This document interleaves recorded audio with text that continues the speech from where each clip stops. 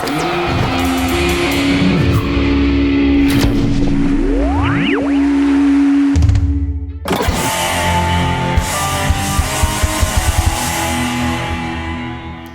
I'm Alexander Matthews, Technical Software Sales Specialist for Toon Boom Animation. In this video, I'm going to take you through some of the features that you have available to you in Toon Boom Storyboard Pro 22. Now with Storyboard Pro, the pre-production software Toon Boom offers, you can create fantastic storyboards and even animatics that have sound and video in them to help your animators when it comes to doing their animation. So now let's have a look at the welcome screen. Double click on my shortcut.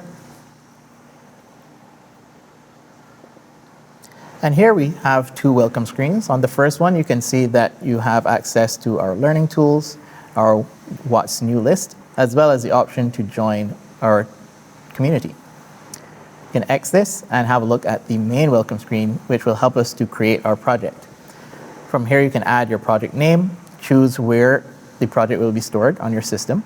You can give your project a title and a subtitle if you wish. You can also define the color space that you're going to be working in, as well as the resolution of your project as well. And you can see that you have a significant number to choose from the very low all the way up to 8K. You can also, from this list here, this shows the different projects that you would have worked in previously, and you can choose from here any project that you want to jump into. So let's go into one of the scenes now. So here you can see we have several windows that we can work in. We have several toolbars that you have access to that we can choose different tools to use depending on what we're doing. In our windows, we have several different tabs that can be added or removed depending on what we're currently doing within our project. And let's have a look at the library tab, which we have right here. Now within the library tab, we have things that are known as templates. Now, templates can be anything from drawings to sounds to videos to reference images, and these can be saved in the library so that other people can have access to them and use them throughout the project, especially if you're in a studio environment, for example. In addition to our library tab, we have our storyboard tab. And from here, you can actually import your script to your project. You can do this by clicking on Import Caption, where you can then find your script. And you have the option of importing RTS or TXTs, for example, or even final draft scripts. So I'm just going to select this script here and hit Open. And now you can see that my script is ready to go in my project, ready to be referenced while I'm doing my storyboard. Now let's have a look at some of the drawing tools that you have available to you within Storyboard Pro. So from within Storyboard Pro, you can work with bitmap or vector, and you have access to both bitmap and vector drawing tools as well. So I'm going to bring a template from my library and drop it into my layer list. And now we see we have different layers here to choose from. I have a layer at the top, which is one that I'll be using to draw on, but this is a vector layer. In order to get access to my bitmap drawing tools, I need to create a bitmap layer using this button here. And once I select my brush tool, I can see the different presets that I have available to me here. I can also click this button to bring up my bitmap brush properties, where I have several customizable options that I can use to create my own unique brush. I can define the maximum and minimum size of the brush, as well as add a texture to it. I also have transparency options, a dual tip option where I can add more than one texture to the brush, and even the option to add a paper texture to my brush as well. From our tip tab, I can click this button to access my size properties, where I can actually define how the maximum and minimum size of the brush are created, whether it be by the pen pressure, the tilt or angle of the pen that I'm drawing with, or the speed that I'm drawing. And I even have the option of inverting these selections as well. So I'm going to get rid of the bitmap layer so that I can talk about the vector brush. Again, from the tool properties, I can see the different presets that I have available. I can again click this button to bring up my vector brush properties, where I can again define maximum and minimum size, pen tilt sensitivity, angle function, etc. But now we see we have a brush type option. Right now I have selected a solid vector, but I can also use a textured vector as well. We'll start with the solid vector. So I'm just going to zoom in, and I'm going to start cleaning up this drawing. Now that I've made my stroke, I can use my contour editor to select the stroke. Here I can select any of the contour nodes here to adjust or modify my line, whether it be by using the Bezier handles or simply pulling on the node. Or I can easily just grab the line itself and increase the thickness that way. I also have the option of using the center line editor, where if I select my line again, I can see the center line that runs through the middle of my stroke, and I can adjust it by pulling on the line itself or adding control points or deleting them depending on the type of control that I need to create my line. With using the center line editor, I have access in my tool properties to the center line smoothness. And using this slider, if I make it less smooth, if I select my line, I can see that I have more control points to choose from to help me modify my line. And the smoother the line, the less control points I'll have. So I mentioned that we have both solid and textured vector brush. The contour editor and center line editor will affect the textured vector the same way it would the solid vector. So I can select my brush tool again and choose a texture from my list. And say I wanted some wet splotches. I can create my line. I can use my contour editor to select this line to affect the texture like this. And I can use the center line editor to adjust the line as well. Now let's have a look at the pencil tool. Now the pencil tool is the more flexible of the vector drawing tools, as it can be modified very easily after the fact. So with using my pencil tool, I also have the option of creating my own unique pencil.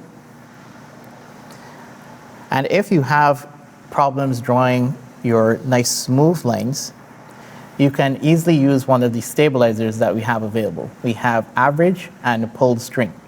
The average stabilizer will take the average direction of the stroke that you're drawing and apply smoothness to it, where the pulled string adds a little leash to your line, and you can actually pull your line along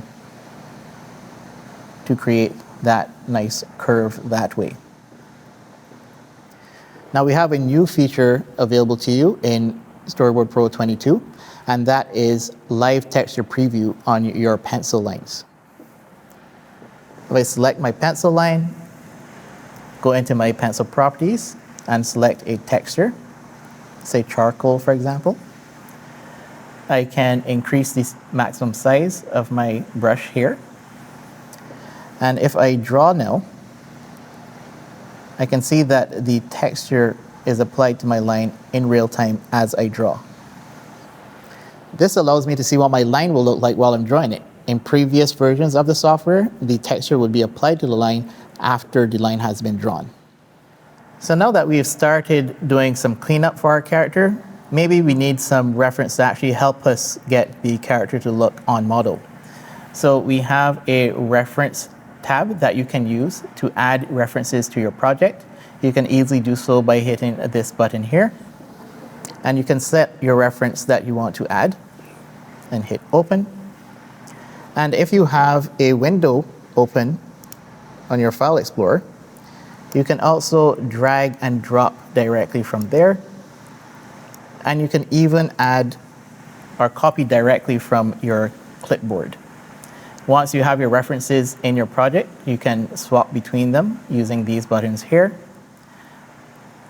And the great thing about the reference view is that any reference that you bring into your project is saved within your project. That saves you from having to add the references every time you open your project.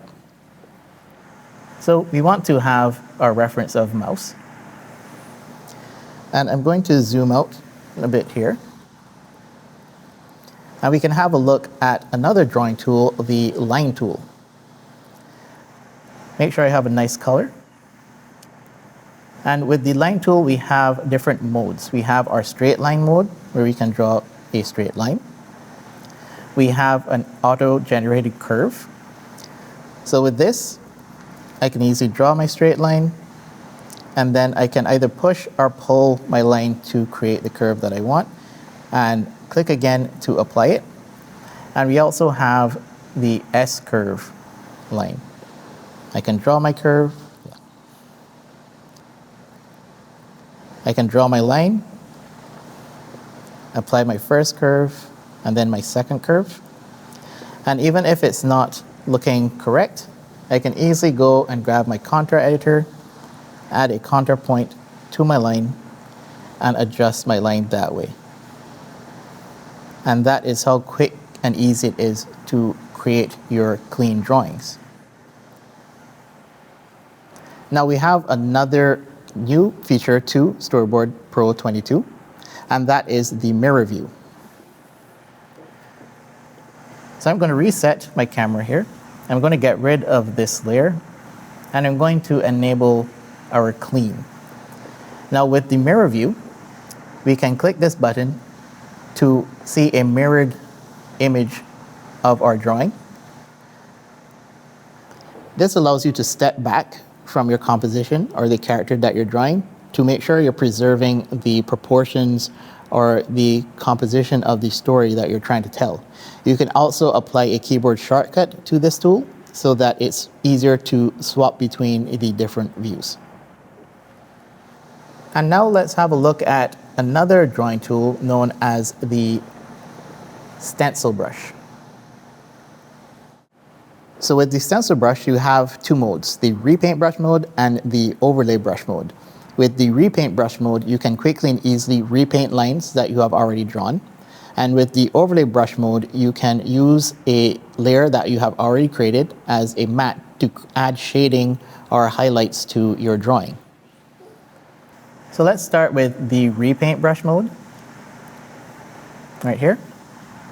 I can select a different color, and I can select the layer that I want to adjust the line color on.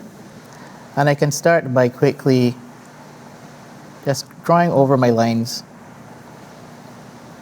like this, and you can see that the line color has been updated.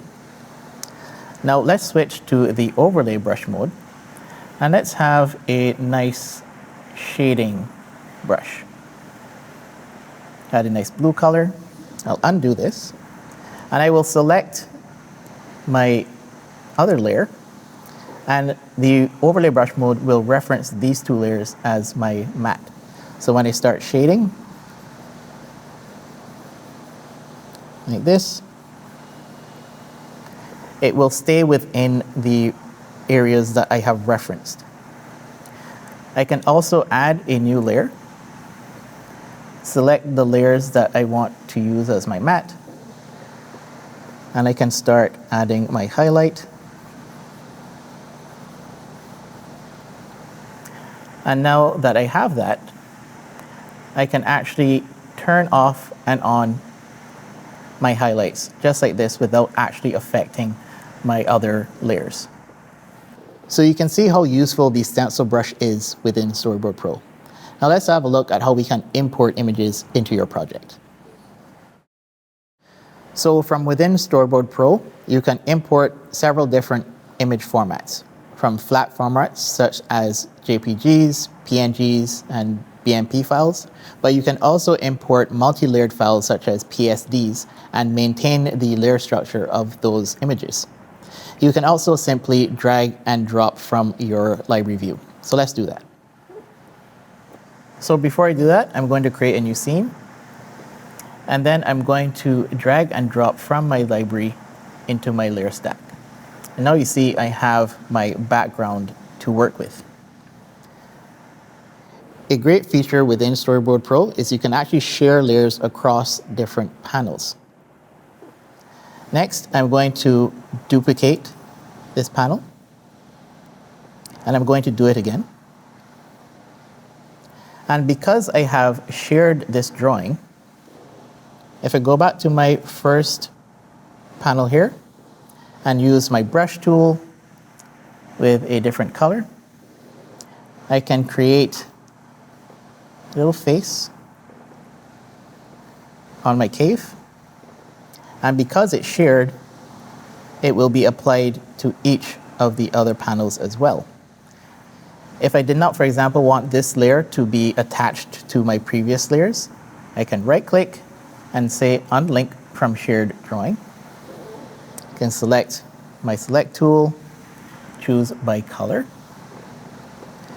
I can get rid of my little face, and now you can see that only this panel will have no face within the cave. Okay, now that we've had a look at our panels and our layers and sharing our layers across panels, let's have a look now at some of the different workspaces that we can use and how we can use them to add different scenes to our storyboard.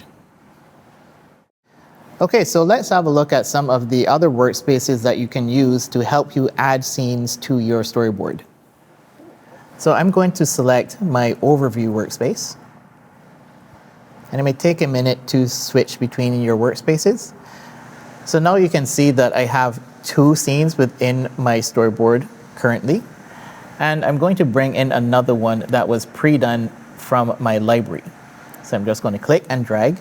And from here, you can either decide to add it after a scene, you can attach it to the end of a scene, to the beginning of one, or add it between scenes. So I want this one to be at the end. And now you can see I have a new scene with more panels.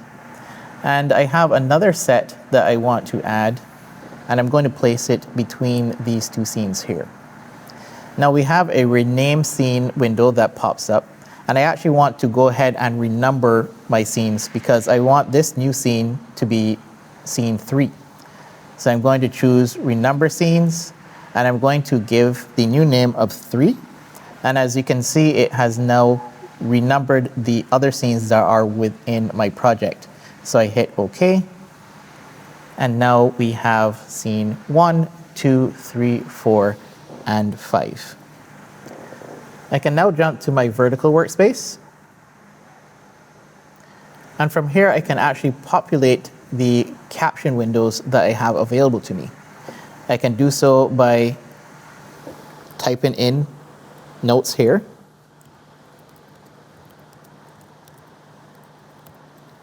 Or I can select from my script and drag and drop into my captions.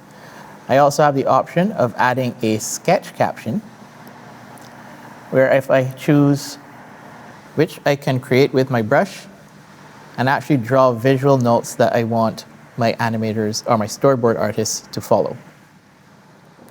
Now that we've had a look at the different workspaces that you have available to you and the different captions and caption windows that you have that you can add to your panels, let's have a look now at doing some layer animation to our storyboard.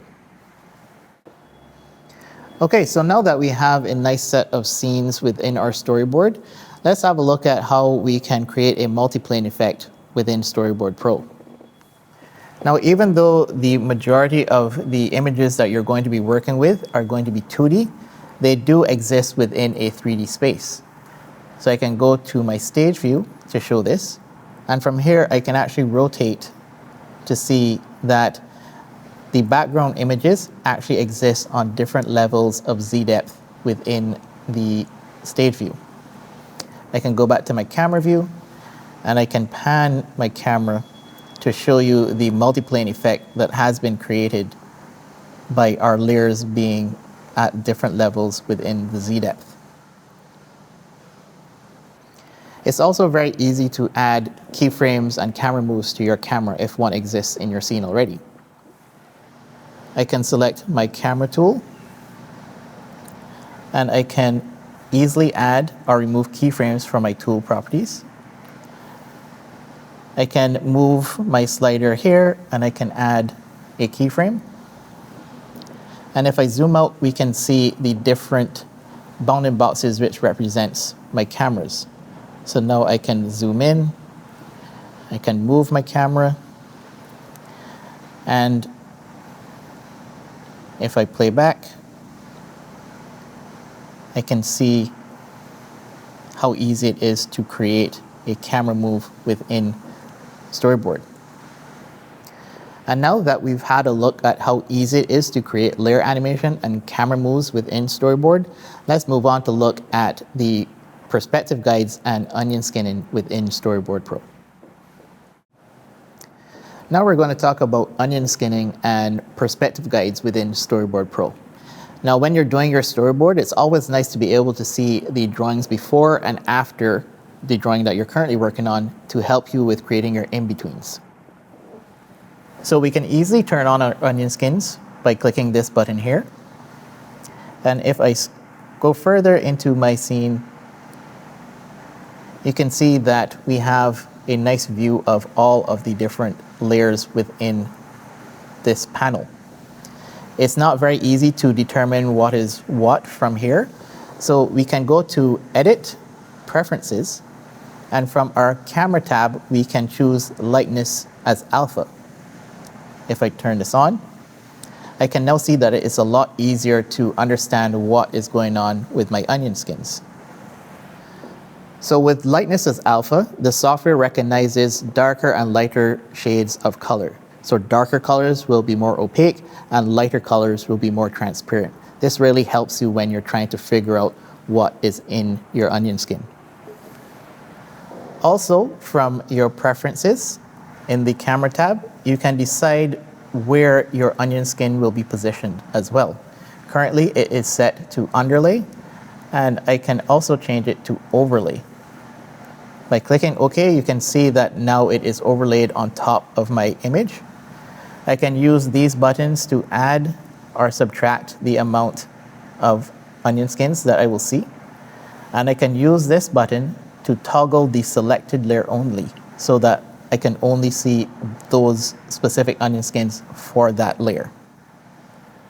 And now we're going to have a look at a tool that I find very helpful, the perspective guides. If you're like me, this tool is really going to be helpful to you if you have problems drawing in perspective. So I'm going to jump to my final scene. I have my pencil tool selected, and I've created a new layer. And I'm going to select my Guides tab. From this button, I can see the different perspective guides that I already have available to me. I can select any of these and customize them to use them with the drawing that I have to create. And I can also import perspective guides if they have already been created, like this one here. So I'm going to select the guide that I want, which is the 3-point perspective for our racecraft here. And I'm going to turn on my light table to wash my sketch image. Now you can see that my perspective guide are now visible to me, and I can zoom out. I can unlock my guides so that I can change my perspective guides this way by moving the vanishing points or rotating my horizon line. And I can undo any of the changes that I've made. And by locking my guides, I can make sure that I don't accidentally move the vanishing points or horizon line while I'm drawing.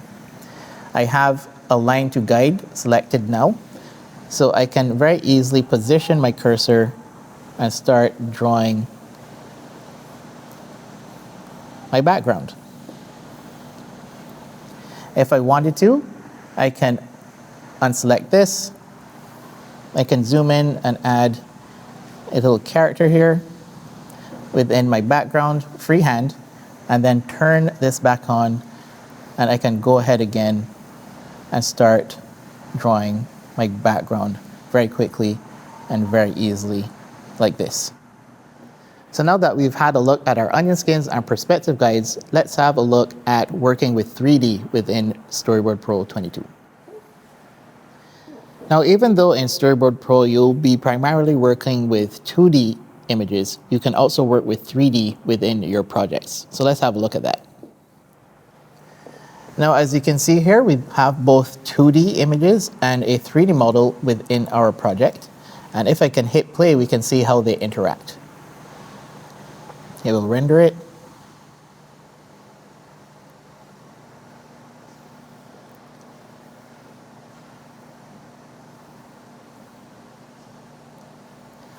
And you can see how the 2D images move within the 3D model. I can go to my stage view and I can rotate my stage to see different angles of my 3D model. And I can zoom out to actually show the scope or size of the 3D model that I have brought into my scene. I can go back to my camera view and I can use my 3D graph tab to select subnodes within my 3D model. So if you have created a 3D model with different pieces or different parts, you can easily work with those and animate those separately within Storyboard Pro. I can use my transform tool and select my 3D model. And now here we can see the list of the subnodes that I have available to me within my project. So I can easily select one, and I can use my transform tool to rotate it on the different axes and animate it if I wanted to. In this scene, we have a ramen cart, but this differs in that it is a flat image. So you can actually import 3D models as flat images that you can use as reference within your storyboard or to add different composition elements to your scenes. If you don't like how it looks, for example, or the angle is wrong, you can very easily right-click and say Update Model Position. And from this window, I can adjust the translation or position of the model within the scene. And I can also adjust the rotation on the different axes if I wanted to. Once I'm okay with my new position, I can hit Render to Scene. And as you can see, it will adjust the model position for me. You also have the option of drawing on 3D surfaces within Storyboard Pro. So let's have a look at that. So I'll go back to my first scene, and I'm going to select my ramen cart. And I'm going to zoom in. And by using this tool, I can create a layer on a specific surface. I can then grab my brush tool and a color, and I can go ahead and draw a nice set of graffiti on my cart.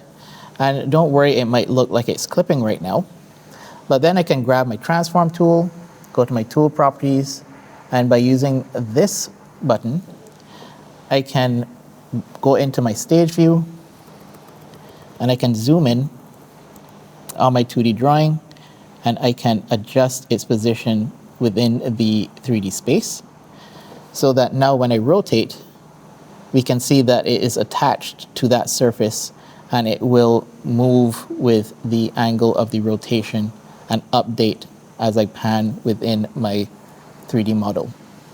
So now that we've looked at working with 3D in Storyboard Pro, let's look at creating an animatic and adjusting the timing from the timeline view. Okay, so we have looked at the timeline view within Storyboard Pro, but we haven't really looked at how we can create an animatic in the software. So that's what we're going to look at now. So far we've been using the drawing workspace, but we're going to be using the timeline workspace to create our animatic. So I'll just click on my timeline workspace button, and now I have switched to my timeline workspace. You can see my timeline here, and from here you can see that I have some audio as well in my scene. But before we get into that, let's talk about the panels that we have created and the scenes within our timeline. I can give this a quick play so that you can see some of the work that has already been done within Storyboard Pro.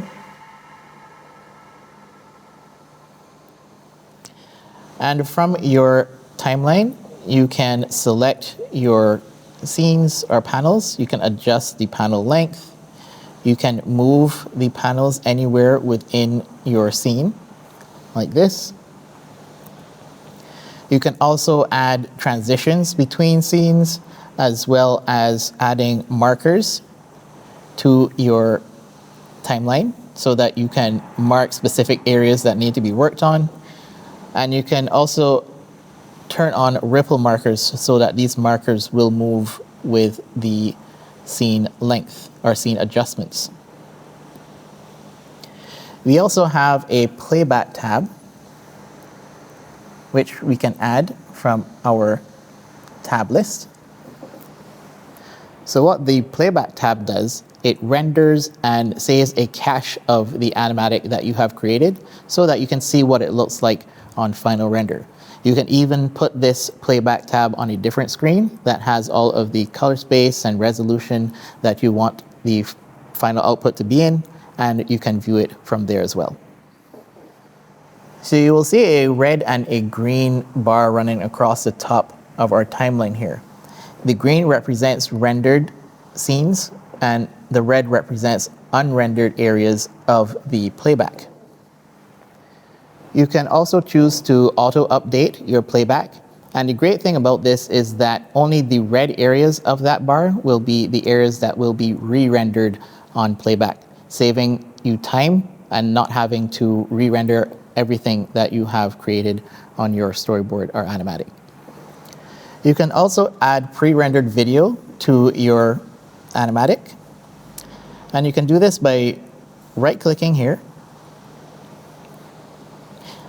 and adding a new video track. And I'm going to jump to a different scene. Let's go to scene 5. And now that I have my video track, I can actually grab my file explorer and I can drag pre-rendered video to my scene just like this.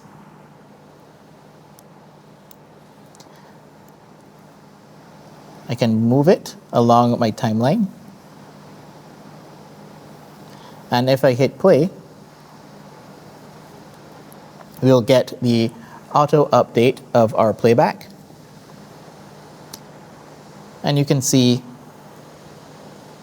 that I now have a rendered video in my animatic.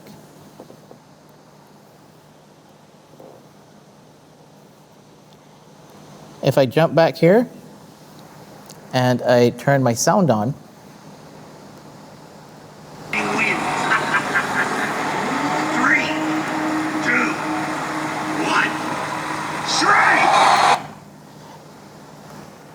you can see that the video track has auto-synced with the audio that has already been present within the animatic. You can also adjust the opacity of your video. You can select it and rotate it with your transform tool, and you can shrink or enlarge it if you need it to fit directly within a certain space. And now new with Storyboard Pro 22, we also have compatibility with Apple ProRes videos as well. You can also add layers to your video track and use those to add notes and drawings and so forth to your video to add more to your animatic. I can show you this by adding a vector layer here, grabbing my vector tool and maybe doing some lines here to suggest that he needs to wobble a bit at this point in my scene. And now that we've had a talk about adding video and how we can manipulate our timeline, let's have a look at adding some blur effects to our layers. Okay, so now that we have our layers and our animatic is going pretty smoothly, let's add some more effects to our layers and our panels by adding some blur to some of our drawings. So to do this, I'm going to jump to another scene.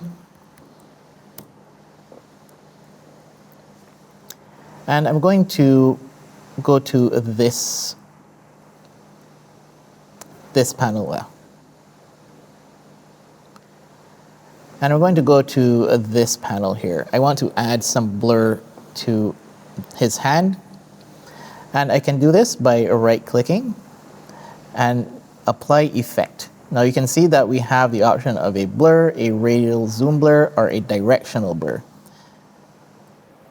So he's going to be moving pretty fast along this rail, and he's pretty close to the camera now, so clearly his hand is going to be out of focus. So we're going to add a blur to it.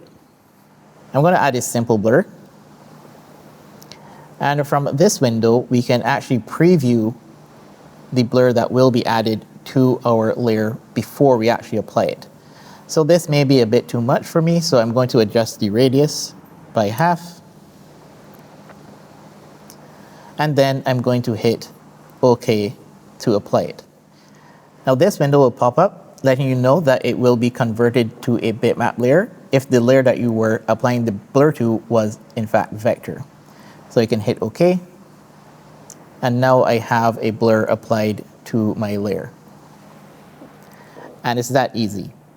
So now that we've had a look at applying blur, let's talk about working with sound within Storyboard Pro to add some more emotion to our animatic. So from within Storyboard Pro 22, you can also do sound editing and applying different effects to different sound clips that you have imported into your scene or project. So let's take a look at that. So I'm going to jump to another scene here, scene 11. And if I scroll down on my audio tracks, we can see the number of audio clips that have been added to this scene already. But I have a missing area here that I want to add some sound to.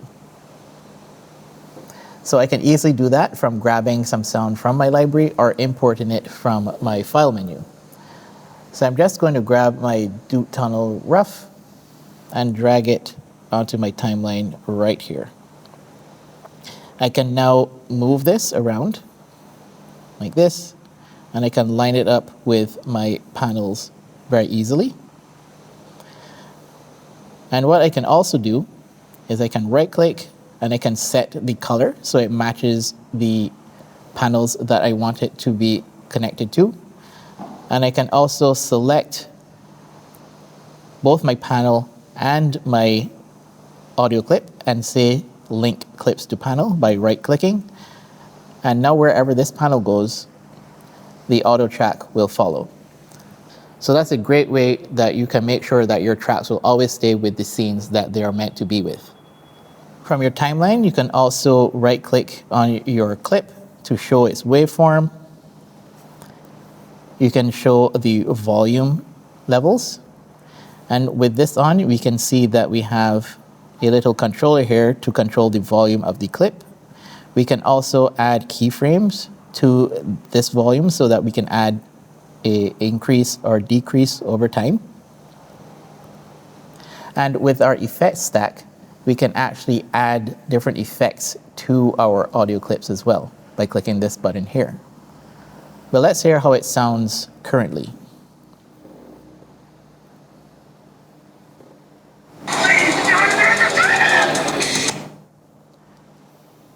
So how about let's add a little reverb to this audio clip.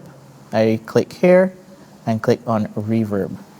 And now I hit play from within my effects stack.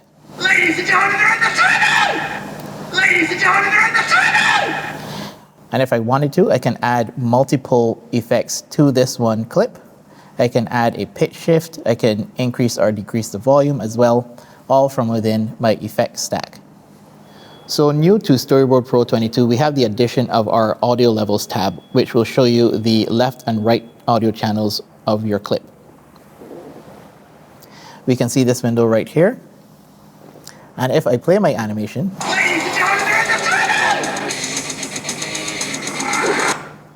you can see that the audio levels were displayed right here.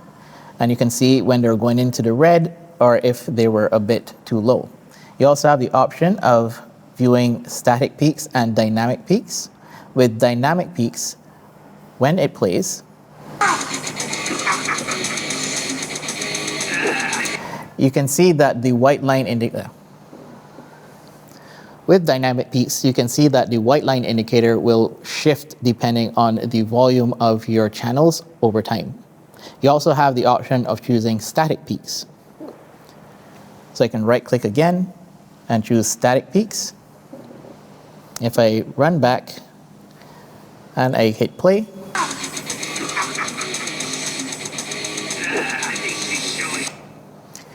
you can see that the white line indicator only shows the highest decibel level within that audio clip that you're playing. You also have the option of soloing specific tracks by clicking right here. And if I go back to the beginning and hit play, you can see that only this track is being played. And in your audio levels, only the levels for this clip will be viewed right here.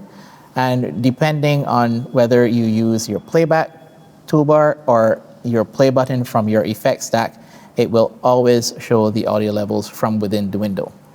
Also, the audio levels window is a free floating window. Right now, it is docked, but I can pull it out here and use it as free floating. And it has two visual orientations, whether it be vertical or horizontal. And that is all dependent on your preference, whether you want to see the audio levels horizontally or vertically. Next, we're going to talk about project management and collaboration within Storyboard Pro.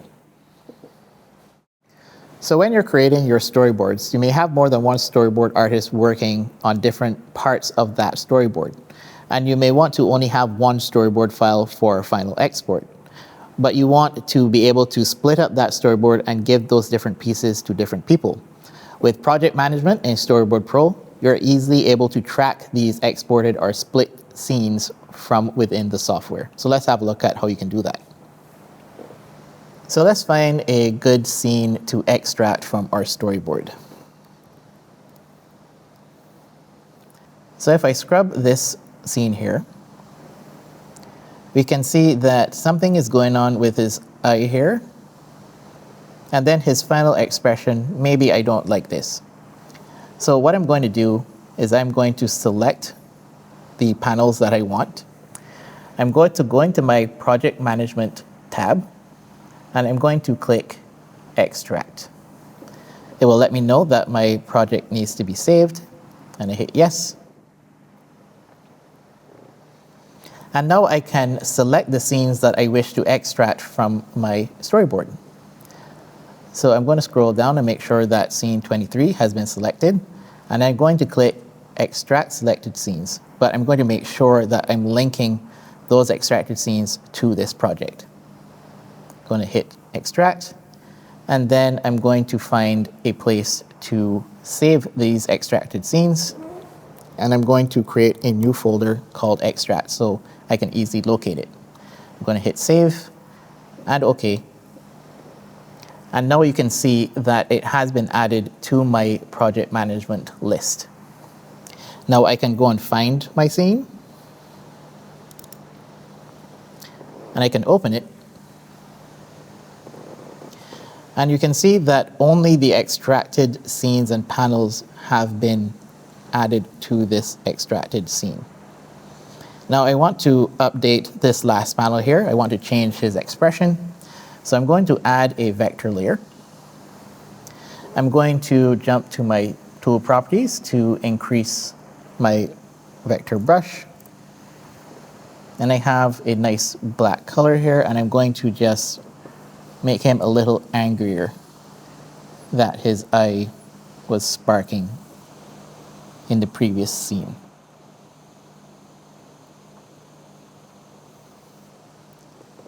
Just like that. And now I'm going to save and close my scene. And now that I'm back in my main storyboard project, I'm going to hit refresh. And you can see that my little circle here has updated to let me know that it has been changed since it has been last extracted. So now I'm going to select my scene. and click this button here to re-import it into my storyboard. It will let me know that scene 23, panel 4 has been updated, and hit OK. And if I go to my panel here, I can see the layer that I used to adjust the expression that the character had. And I can scrub to see that the expression has in fact changed. And that just goes to show how easy it is to extract scenes and re-merge them back into a single storyboard.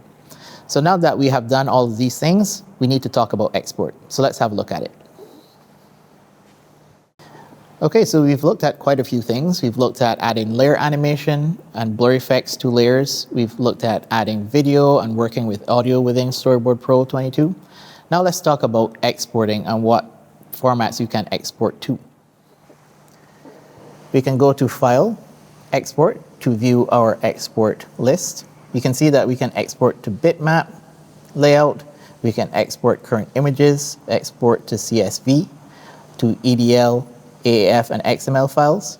We can export our movie, PDFs, our audio, FBX, and most importantly, we can export to Harmony.